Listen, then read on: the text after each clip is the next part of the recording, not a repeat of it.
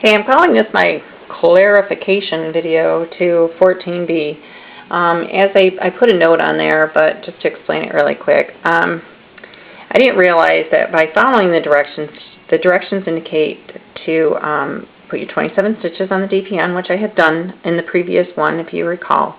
I put the 27 stitches on there, I knit one, purl one, knit one, purl one, knit one, purl one across, I turned, I knit one, purl one, knit one, purl one, knit one, purl one. I didn't realize until after I actually bound off that I created seed stitch, and it's supposed to be ribbing. So in order to get the ribbing effect, as she says that we're supposed to have in the pattern, you want to knit one, purl one, knit one, purl one across on the first row, and then start the second row with a purl stitch, and then purl one, knit one, purl one, knit one, in order to get the ribbing. And now I've just done three rows right here. I am doing 4 rows. She indicated that she used to do 2, now she does 4, and I think 4 would look good as well. Now, somewhere on her blog, I think it said that she was knitting 3 rows, but you do not want to knit 3 rows. You want to knit an even number of rows because you want your tail yarn to be 1 on each end. So I started on this end, and I have a tail yarn, and I'm about ready to do my last row, so I'm going to go across, and then when I do the bind off, I'm going to end back over here. So I'm going to have the tail yarn, or the ending yarn over there. Okay, so anyway, I just did row number 3, which was an odd row, so I did knit 1, purl 1, knit 1, purl 1.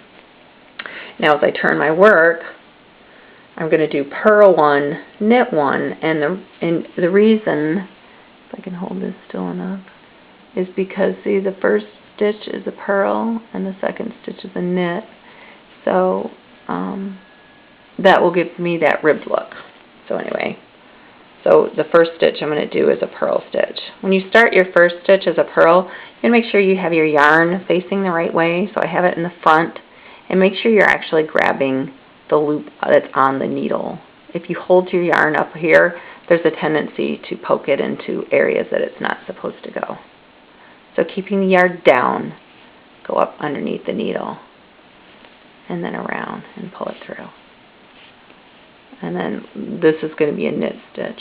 If you need clarification on what a stitch looks like, Amy over on knittinghelp.com has a very good explanation where she describes the V's and the little hangman head and stuff like that. The V's make knits, and the little nooses around the stitches make the purls.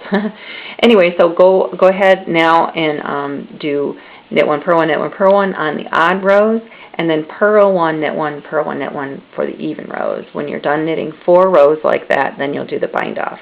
So I'm going to continue on here doing the even row, which is purl 1, knit 1, and then the bind off.